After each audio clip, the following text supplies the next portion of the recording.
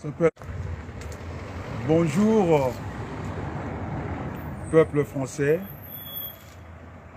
C'est compte tenu du résultat d'hier du premier tour des élections législatives en France.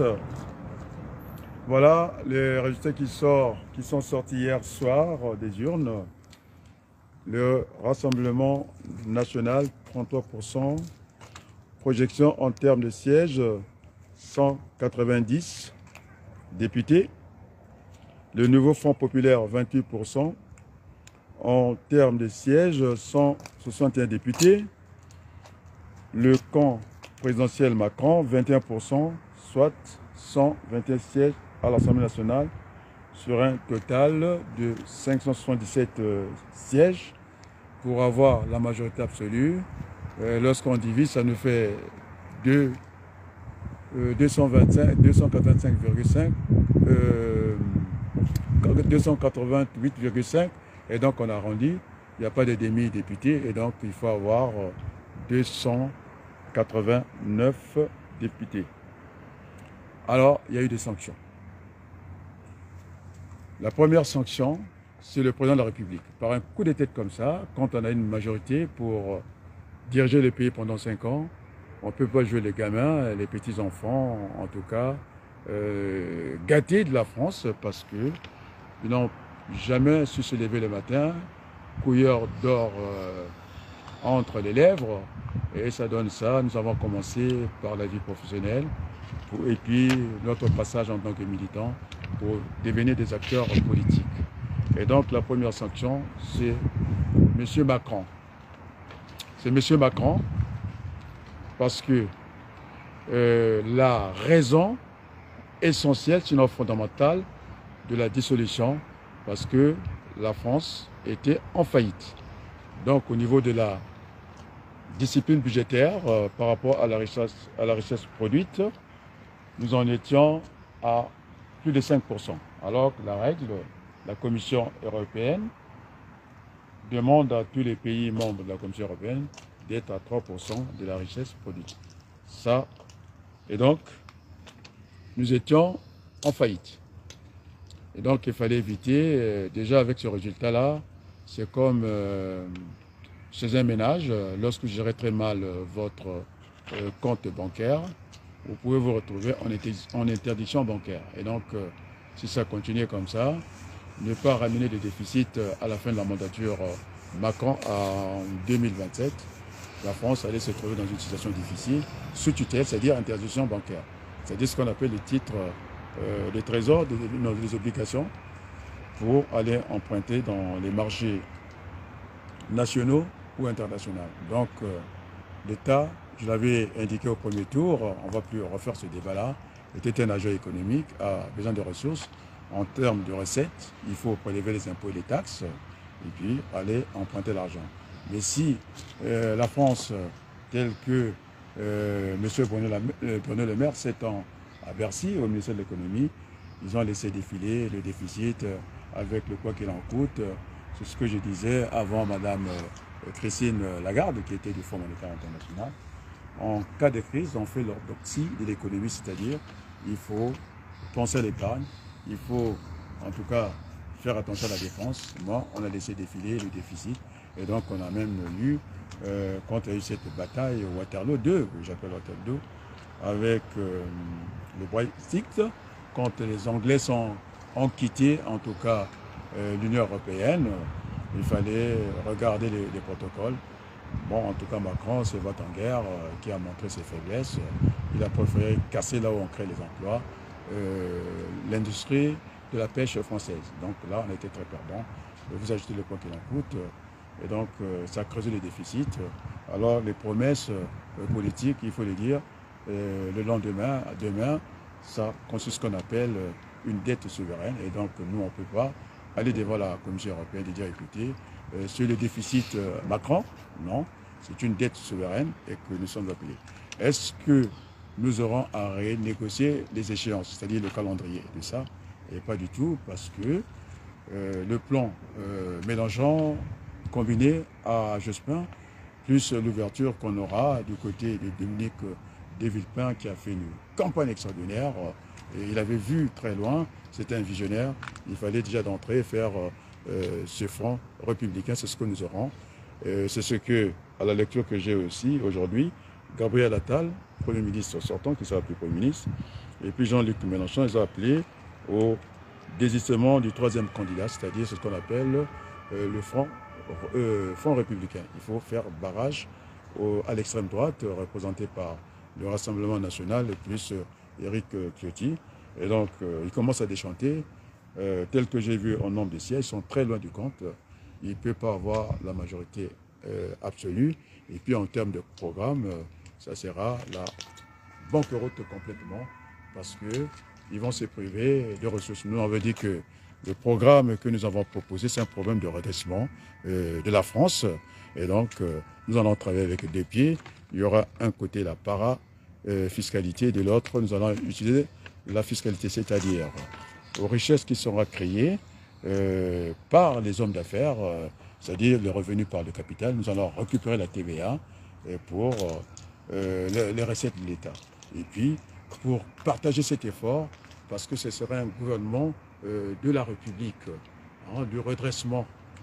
C'est un gouvernement transitoire.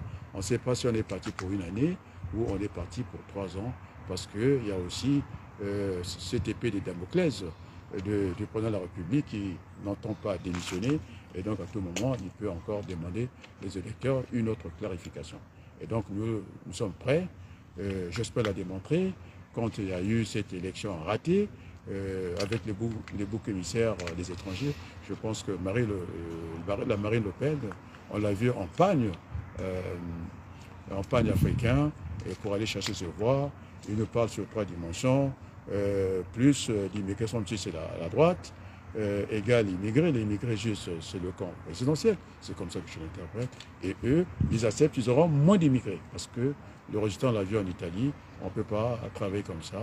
Il y a des métiers, en tout cas, qui sont pénibles, les personnes âgées.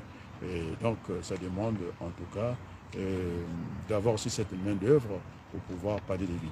Et donc, nous allons fonctionner pas seulement réduire le déficit Macron, Bruno Le Maire, et nous aurons cette ambition de réduire le temps de travail, réduction de la retraite, et tout ça, ça va permettre de créer des emplois, parce que Gabriel Attal disait que finalement, il y a moins d'actifs, mais pour qu'il y ait plus d'actifs que des inactifs pour cette affaire de retraite, nous serons obligés de réduire le temps de travail pour aller vers le plein emploi. On est bien d'accord, non? Le plein emploi. Et donc, dans les critères de l'Organisation internationale du travail, il faut descendre en deçà de ça. Je pense que quand on a réduit le travail, il y a des entreprises qui ne sont pas communistes, ils sont capitalistes. Ils ont testé la semaine de 4 jours, c'est-à-dire 32 heures. Les gens sont moins fatigués, il y a le bien-être, tout le monde est content. Et puis maintenant, comme je disais que c'est un effort national à faire supporter tout le monde, le revenu par le capital, ça sera la TVA qu'on aura récupérée, de la richesse produite, c'est ce qu'on appelle la parafiscalité. Donc, les hommes d'affaires, ils vont en tout cas apporter leur contribution, et l'autre pied, ça sera par les cotisations sociales, le revenu par le travail. Et donc, c'était un mensonge du Front National. Ils ne connaissent pas les dossiers. La preuve en est qu'il y a eu cette dissection entre Jordan Bardella avec Aubry Normand, qui siège au Parlement européen. C'est quand même curieux. Ce garçon, ce géographe, algérien parfois, italien deux fois le soir, qui a voulu jouer les plus français que les autres. Il ne connaît même pas que le vote du président de la Commission européenne, ça se passe par bulletin secret. Et ça, c'est vraiment très étonnant. Et donc, ce monsieur ne connaît pas ce dossier, il ne pourra pas gouverner. Et en plus, il va laisser défiler les déficits parce qu'il a oublié en géographie. C'est vrai que nous avons des fois les mêmes outils. Le recensement chez eux en géographie, nous on appelle ça inventaire. Effectivement, on fera l'état de la France. Et tel qu'on l'a fait, notre programme de Jean-Luc Mélenchon est connu à l'Union européenne. C'était un programme qui était rédigé par plus de 100 économies de France, y compris moi-même. dedans. Hein. Donc c'est un programme qui est sérieux. Hein. La réduction du temps de travail, c'est connu.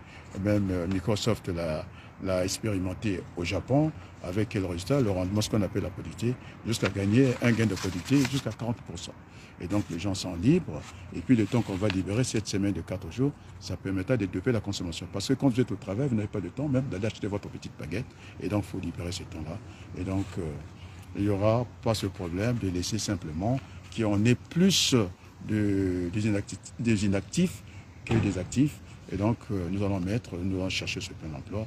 Et d'ailleurs je pense, puisque l'État est un agent économique, aux emplois jeunes, j'espère, donc nous avons l'expérience, nous sommes toujours prêts. D'ailleurs, gouverner, c'est prévoir aussi en prévision, si on se réfère à Alfred de Sauvy, à ces démographes économistes qui disaient qu'on doit être capable de prévoir le prévu, aussi prévoir l'imprévu, c'est-à-dire l'aléa.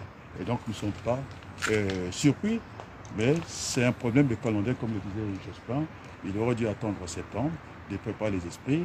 Il a voulu nous prendre par surprise, par émotion, alors que Chirac disait que la politique doit être apaisée, il faut avoir le temps de la discussion. Oh, je vais aussi aller chercher Mitterrand, il faut donner le temps au temps. Il n'a pas donné le temps au temps. Donc c'est la première sanction, c'est Macron, parce qu'il joue avec le feu. Et puis, deuxième sanction, c'est quand même Hollande, au lieu de faire la campagne, il a passé son temps à discuter, à demander à Jean-Luc Mélenchon de se taire. Et je pense que le souvenir est encore récent. Et lorsqu'il a abandonné la gauche, comme ça, de toute façon, je pense qu'ils ont les mêmes gènes, hein, avec son fils spirituel Macron, qui était, je pense, qui était ministre de l'économie, secrétaire général adjoint à l'Élysée.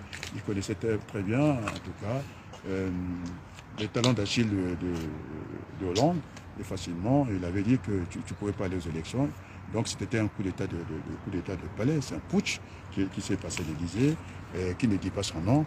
Et maintenant, Hollande, il ne sait pas qu'en démocratie, on n'est pas dans la tyrannie, il faut parler aussi, écouter l'autre, ce débat contradictoire. Et je vais encore prendre une autre veste, celle de Raymond Barre. En politique, nous sommes des contradicteurs, nous ne sommes même pas ennemis, des compétiteurs. Et donc, ce qui fait que, ah oui, j'ai les mains libres, hein.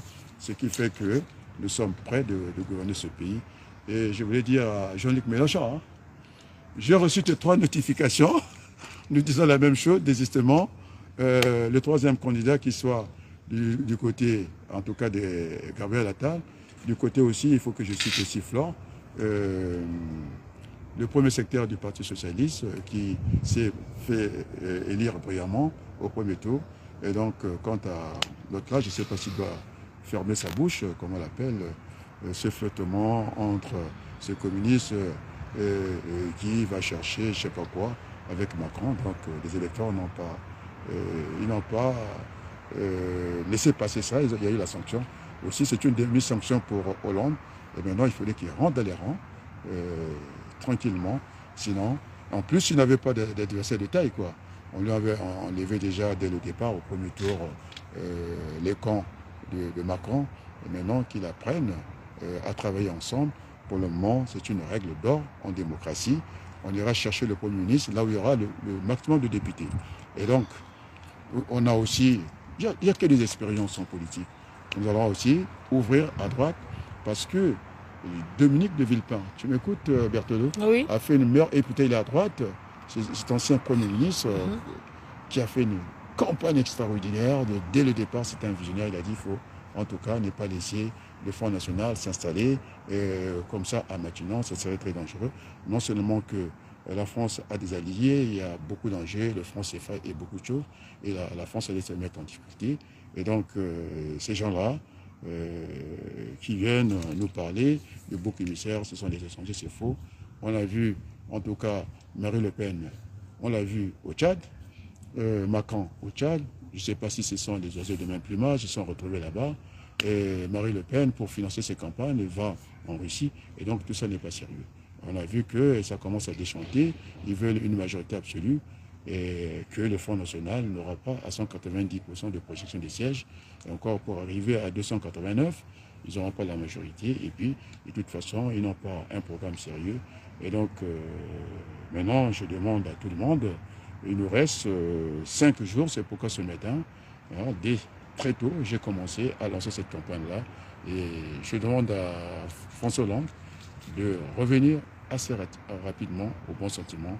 Il faut que ce soit une campagne collégiale. Ce n'est pas tel que je l'ai vu au premier tour, les socialistes un peu à part, peur du danger, parce que l'extrême droite, c'est un danger pour nous. Ne pas voir la réalité en face, cette politique de l'autruche, quoi, de se casser, de se barricader dans les bunkers, pour ne pas dire dans des citadelles. Alors toute citadelle est toujours prenable. Donc il faut que tous on aille unis, et puis en pensant à l'ouverture comme l'avait fait Rocard, ouverture, il était à gauche, il avait fait l'ouverture à droite. Et donc c'est ce qu'on appelle aujourd'hui le Front républicain, c'est-à-dire désistement du troisième candidat, et puis en même temps ce qu'on appelle le vote, ce n'est plus de l'émotion. On a fini avec l'émotion depuis l'élection européenne. Là, le tassement s'est fait, le Front national additionné à Éric Ciotti, ça n'a pas donné, ça a donné le même socle. À 33%, on ne peut pas avoir une majorité. Et donc, il faut faire une ouverture à droite, avoir ce gouvernement de transition, un gouvernement de la République. Et merci beaucoup à Jean-Luc Mélenchon. J'ai reçu ces 3 notifications, non? Exact. Et donc, j'ai fait la vidéo, et puis je vais basculer. C'est Jean-Luc Mélenchon, maintenant partagé. Et donc, je ne pense pas que... nous allons faire jusqu'à la dernière minute. Je pense que je suis convaincu dès le départ, tu le sais, hein, Berthelot. Oui. Il fallait battre campagne. Le Front national ne passera pas parce qu'ils n'ont pas de programme sérieux. Et ça commence à porter des pannes. La Marine Le Pen commence à porter des pannes. Alors, sans dire long, et sur ce, je vous dis un grand merci et vive la France, vive la République. Je vous remercie. Merci.